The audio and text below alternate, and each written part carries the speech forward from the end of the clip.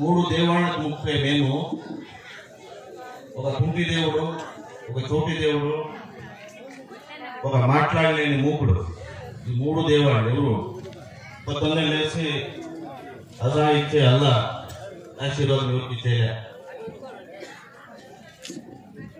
నడిచేదానికి కాకుండా దేవుళ్ళని కూర్చోపెట్టుకొని ఇట్లా మోసుకొని వచ్చే ఎల్లమ్మ, సప్లమ్మ, గంగమ్మ ఎవరు ఆశీర్వాదం మీద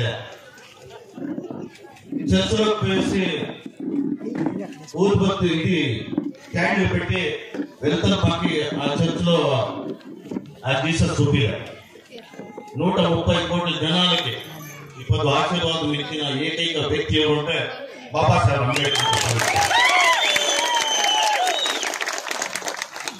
4 వేదాలతో ఋగ్వేదం, అథర్వవేదం, సామవేదం, యజుర్వేదం, ఈ 4 వేదాలతో ఈ దేశానికి పట్టించే దరిద్రాన్ని దూరం చేసిన ఏకైక వ్యక్తి డాక్టర్ బిఆర్ అంబేద్కర్.